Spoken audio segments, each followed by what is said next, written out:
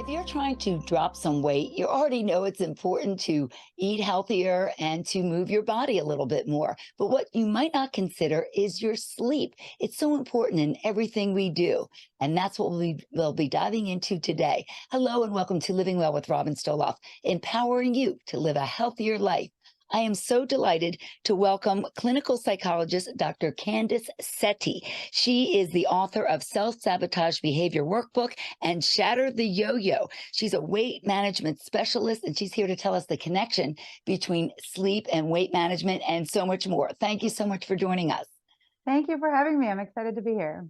I heard you in a nutrition summit that I was part of, and you spoke so eloquently about this topic. And I said, I have got to get you on my podcast because you really put it in such a good way and you really explained it very well. So let's just start off with that right off the bat. What is the connection between weight management and sleep?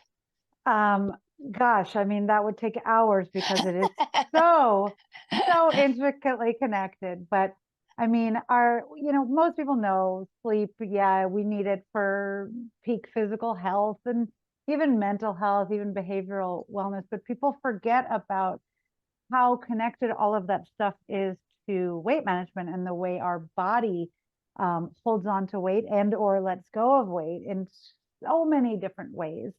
One of the biggest ones is an appetite regulation. The reality is the more we sleep and the better quality sleep we get, the less impulsivity we see in our food choices, the less desire we have to snack because we're much less cravings prone because we're not looking to food to fill our energy bucket because our energy bucket has been met with our good quality sleep. For that reason, we're less drawn to kind of the higher calorie, higher carb, higher fat foods. And we feel more satiety with our meals. We are more drawn to healthy foods. So the appetite piece is so huge. Yeah, it has a lot to do with our hormones too. Oh my gosh. Explain that. Yes. Yes. Yes. So, all of our in a very simplistic manner, all of our hormones are kind of balanced, so to speak, through sleep. And when we don't get enough sleep again, or we don't get good quality sleep, our hormone levels aren't where we want them to be. They aren't in their ideal place. And we have hormones that regulate our appetite, that tell us to eat when we're hungry and tell us to stop eating when we're full. And those hormones are not where we need them to be when we don't get enough sleep. And what that means is we have hormones telling us we're hungry even if we're not. And we have hormones not telling us we're full and satiated when we are. So what that means is we keep eating and we keep feeling driven to eat. And, I say this all the time, we're never going to win the battle against our hormones. They are always going to win. So if your hormones are telling you you're hungry, you're going to genuinely believe you're hungry. And that is a really, really tough battle to engage in. And if your hormones are not telling you to stop eating, it's incredibly difficult to stop eating. And so these hormones are all out of whack, and we are fairly helpless to fight It's the them. big problem, though, in our country. I mean, lack of sleep, Huge. getting up in the middle of the night, or having trouble falling asleep. What is the reason for it? Well, I mean, lifestyle is probably to blame. I mean, we look at not just, everyone blames technology and screens and blue light and all of this that, light exposure that we're getting from TV, from computers, from phones, from tablets, from Yeah, all that of doesn't that. help. Yeah. But we're also just busy and overwhelmed and overstimulated, and there's so much going on, and our brains are going a mile a minute. And, most people who tell me they have trouble sleeping and they wake up in the middle of the night, the problem is not just that they wake up in the middle of the night.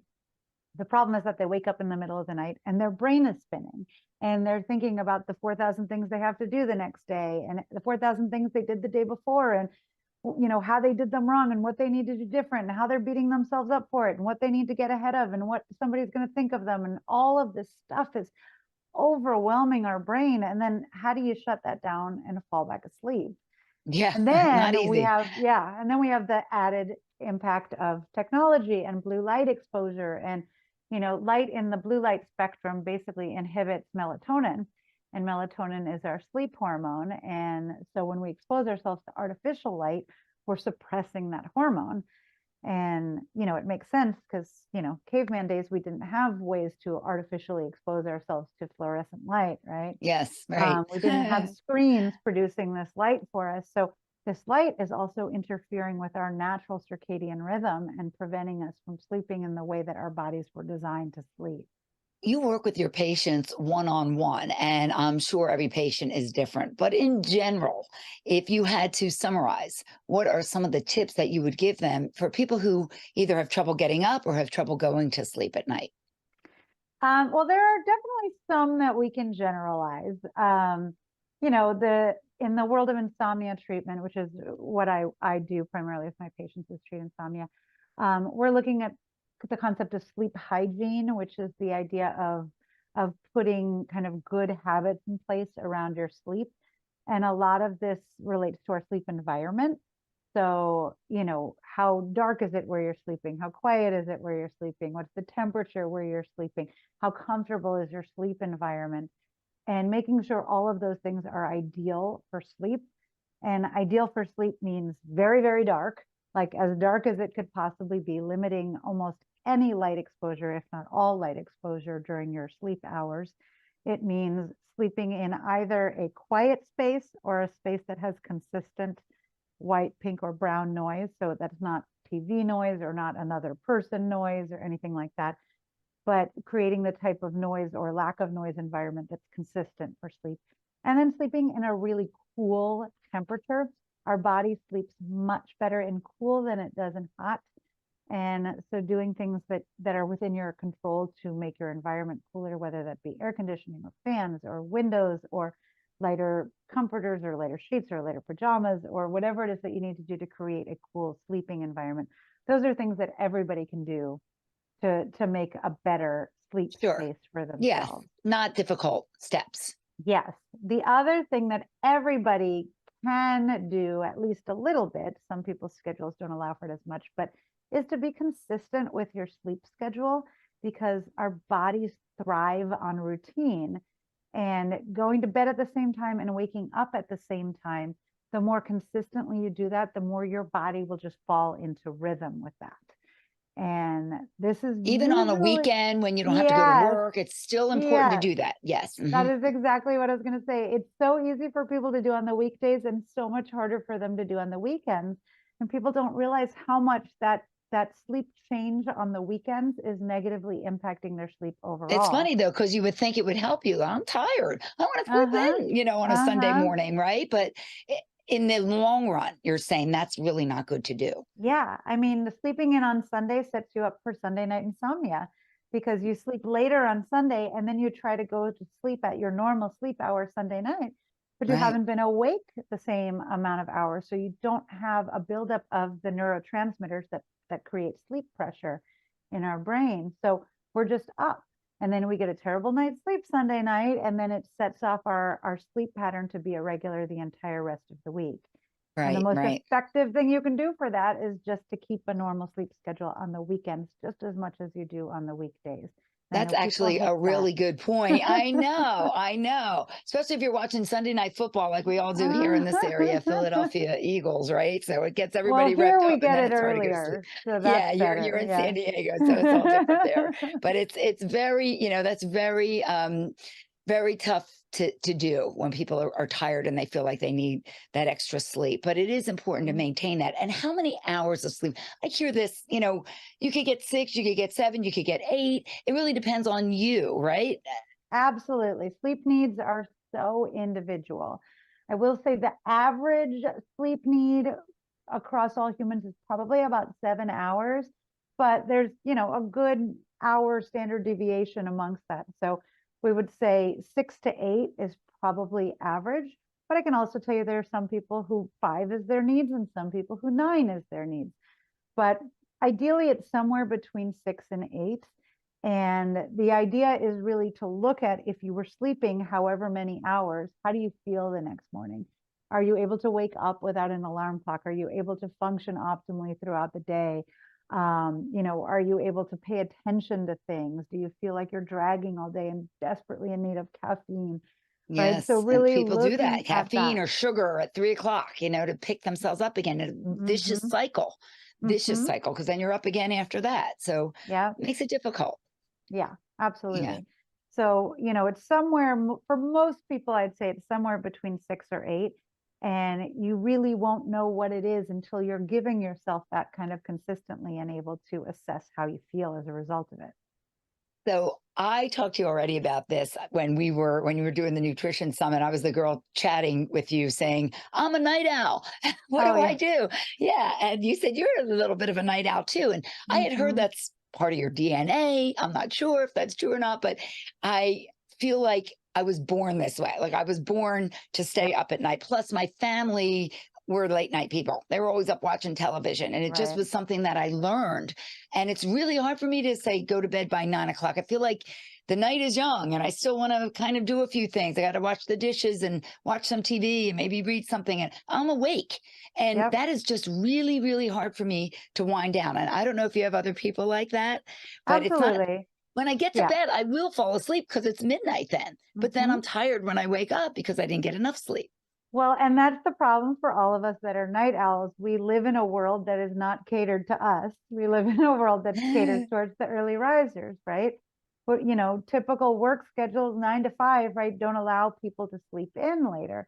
So for people that are night owls and want to go to sleep at 12, 1, 2 a.m., that's fine if they're able to get enough sleep. But if they have to conform to a lifestyle or a work schedule that doesn't allow them to sleep in, then we need to fight that and we need to start working on changing that by going to sleep earlier. And again, if that's the case, it comes down to consistency, right? If you have to get up at 5 a.m. and that means you have to go to bed at, 9 or 10 p.m., the more consistently you do that, the more your body will begin to adapt. But you need to really force it in the beginning to make it Yes. Well, start do to you make do that you do that? Do you adaptation. tell people kind of do this cold turkey, go to bed at 9, or if you're used to going to bed at 12, maybe go to 11 or 10 Yeah. and kind of whittle it Well, down? the place we start is actually with wake up time, not going to bedtime. Because if you want to get up at 5 a.m. every morning, then you start getting up at 5 a.m. every morning. The go to bed time is going to happen naturally. You're going to get tired and your body is going to say go to bed. So that's going to start happening naturally if you start to control your wake up time. So wake up time is usually where I start with people. And if you're getting up at 10 a.m. every morning and then I say let's start getting you up at 5 a.m., that's not going to fly. But maybe let's start getting up at 9 a.m. and then let's start getting up at 8 a.m. and working backwards there and focusing more on the wake time than the sleep time, because your body will naturally start to get tired when it needs sleep based on what time you're waking up. It really just, it's like everything else. It's like what you eat. It's like how you work out, move your body, physical fitness. It's just a matter of setting your mind and making a plan. I've always have said that you need to make a plan, write it out if you have to. I think that's always for me at least, that's a good way to do it. Here's what I want to do. Here's my goal. This is what I want to accomplish, because without doing that, I got to be honest, I kind of like staying up. My family's Mm-hmm. asleep. It's my little time by myself. And that's a hard thing for me to overcome because I like it. I always say Mm-hmm. people, it's hard for people to diet because they like to eat certain foods. Mm-hmm. It's not easy to overcome something when you like it, but you have to look at the long-term gain. Well, the trade-offs and Yes, also the finding trade-off. ways to like whatever you're doing differently. So for some people, that's about getting up early and finding that me time first thing in the morning, getting up before everybody's awake and saying, this is my time and I'm going to do what I want to do. And I'm going to I sit here want with to my do that. I coffee want and to. yeah. So finding ways to like that too. So it's not just torture and awfulness, but it's actually also a pleasant experience, but in a different way.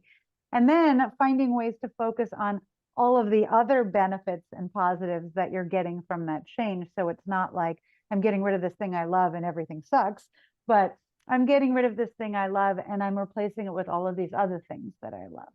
Just like And every other positive yep, habit, just yep, like every other one. yep. So And I that's need to work exactly on it. it. And that's really good advice because it just comes down to in some ways, how much do you really, really want this? And what are you willing Hmm. to do to get it? I mean, that's Hmm. sort of like how you achieve anything in life. I always say, unless you won the lottery, anything that you have that's good in your life, you've probably had to work for it or do something to get it. Yep. And Yep. so, whether it's a job, whether it's your family, children, maintaining your weight, being healthy, you've had to put some kind of effort into it. It doesn't generally just happen. And so, the same thing is, comes with sleep. And over my lifetime, I've learned so much more about this, especially being a health reporter for 30 plus years. Hmm. And even more recently, the research that's out that sleep just affects everything. You cannot do Everything. anything without a good night's sleep. It's like the Hmm. basis for everything, Yeah. isn't it? Yeah. Yeah. Yeah. And especially in the health world, I mean, we're talking about weight, but I mean, there's all sorts of other disease risk issues that all get mitigated as a result of getting better sleep. I mean, there are so many aspects of our general health, wellness, and life longevity that are addressed by sleep. And it's just not the thing we naturally gravitate towards to say this is what'll fix it. We tend to do the opposite, right? We say, oh well, I'll just get up earlier and I'll do this, or I'll get up extra early and throw in that extra workout, or put in time to work on this project, and we let sleep be the thing that we skimp on when actually it's the thing that's most beneficial for us. Absolutely. And that's how I was type A personality in my life. It's like if I had extra time, I would do something else, whether it Hmm. was clean the house or whatever else I was trying to do, get another workout in. I would never think that sleep was the most important thing in my 20s or 30s. But now as I'm older, I realize, it's such an important part of your life. And you mentioned, your health, it can affect your heart health, risk of so many chronic diseases. Just, it's incredible how important it is. And yet Hmm. we don't really talk so much about it. Tell us Uh-huh. about your workbook, what you do, what's in the workbook, what can people get from that? The self-sabotage behavior workbook is all about, I mean, as it sounds, helping people overcome their self-sabotaging behaviors in any aspect of their life. But certainly this applies to weight management, it applies to health, it can apply to sleep. I mean, I see all the time people who do engage in sleep procrastination as a form of self-sabotage. So it's really about overcoming all of the ways that we tend to stand in our own way, all of the ways that we tend to impede and prevent ourselves from achieving our goals, and learning not just why we do that, but step by step behavioral actions we can take to stop doing that and actually begin living our dreams, living out our goals instead of feeling like we're always stuck. You must really love what you do. I'm sure you help so many people with all kinds of issues. It's not just sleep. You work with them on many different concerns, cognitive therapy, and not just weight loss, but Hmm. um, specialty people who are going through menopause. So many Hmm. different concerns, and that's got to be a good feeling for you. Oh yeah, no, I love it. I mean, like I said earlier, I can talk about this stuff all day, every day because I love it. And I love being able to take all of this stuff and have it, see the impact it has on people when they do start making these changes, and, not just feeling fantastic physically, but feeling great about themselves, feeling confident, feeling secure, feeling happy, right? Feeling capable. I mean, all of these things that people felt were just outside of their grasp, that now they feel like they have such powerful control over, is a Sure, that wonderful must thing to be be a part wonderful. of. How often you work with people online and in person as well? I work with people 100% online now, 100% online. via video. So I work with people one-on-one that way. And then I have a whole bunch of kind of programs that people can do in more of a DIY way for people who are wanting to work through things in their own way. I have several different programs online that people can do on their own. That is fantastic. And you must just love doing it and helping people, seeing the difference. You must have a lot of success stories. I feel like I have mostly success stories, I'm very happy to say. I mean, when people are truly motivated and really focused on what they want to do, they just need a little bit of guidance to get there. And so I'm very fortunate that most of the people I work with have been very motivated and very focused and really driven to want to make change. And so I'm just there to help hold their I hand think on that that's, that's forward. probably the place to start. If somebody says to themselves, okay, this is really what I want to do, but not exactly sure how to do it, how do you get that little push, or what steps do you take? Sometimes that's the hardest part. You might have the Mhm. desire, but you just don't know what path or how to do it. So you Well, really give you them that kind of said guidance. it earlier, right? It's about figuring out what it is you want and really focusing on that. People say all the time, "Oh, I want to lose weight," but they're not really digging into what it is they actually want. Because what they want is not to lose weight. What they want is what they think comes from losing weight, which could be feeling more confident, feeling less fearful, having less pain, feeling more secure in dating or in their relationships or whatever it may be. That's actually what they want, but they're not focusing on that. And so it's about shifting focus to look at what it is you actually really do want to achieve as opposed to the methodology to achieve it. And also, what I said is that sometimes there's a little bit of pain involved in that because you have to break habits. You have to change your lifestyle.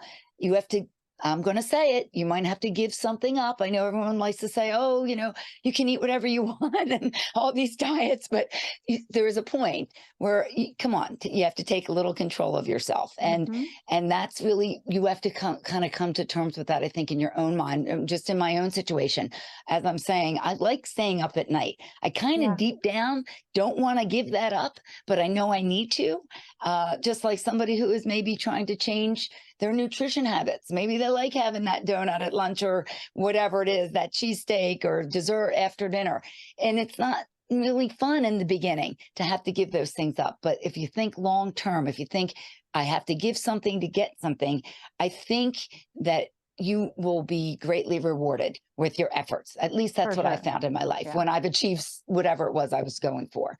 It's just this Well, one thing. all of that stuff you said is about moving us outside of our comfort zone. And that's where Yes. all of our resistance really comes into play. Because all of that stuff you were talking about, really, when all is said and done, it's comfortable and it's known. And that's where most of us like to live. And we want to stay. And we don't like to go into this unknown, scary place. We want to stay here. Even if it's not chock full of all the things we want, we still strive to stay here. So much of this is about pushing yourself outside of your comfort zone, and staying in our comfort zone is a huge reason that we self-sabotage, right? Because we're fundamentally scared of the unknown, and opening ourselves up and facing that fear and allowing ourselves to move forward in that way is a huge part of that process. That's a really good way to put it. I didn't think of it in terms of that, but it is a comfort zone. Even if it's not serving you, even if it's something that you know isn't the best for you, you at least know it. You're familiar with it. So Mm-hmm. making that change can be a little difficult, for some Scary. people. Yeah. Yeah. Yeah, I can see that. But I've always said this too. No one's force feeding you that food. No one's making you drink that alcohol. No one's making you stay up late at night. We have control of ourselves. We are the masters of our own destiny. So it's just a matter of changing our mind and directing ourselves in the way we want to go. It's no one else. I mean, no one else can do it for us. You can Mm-hmm. help people, but if they don't want to do it, or if they're not going to follow your advice or try to do it, it's not going to happen. 100% agreed. Yes. Well, Yeah. I really appreciate all your great tips and words of wisdom. I mean, you really have helped me and hopefully a lot of people who will be listening to this. Where can people reach out to you? You can find me online. My websites are meonlybetter.com or theinsomniatherapist.com. And I have all of my contact information on there. I have all of my social media links on there. I have a bunch of free guides that people can download and all sorts of fun stuff for them to just kind of start and learn and get acquainted with it. So that's probably the best place. I'll put the links in the show notes so Oh, people great. can find that easily. Clinical psychologist, Dr. Candice Seti, thank you so much for joining us. I really learned a lot from this. I appreciate it. Thank you so much for having me, Robin. And thank you for joining me for Living Well with Robin Stoloff, empowering you to live a healthier life. Hope you'll follow and subscribe, and I'll keep you updated on my most recent episode. Thank you for being here for Living Well with Robin Stoloff. Until next time, keep living well.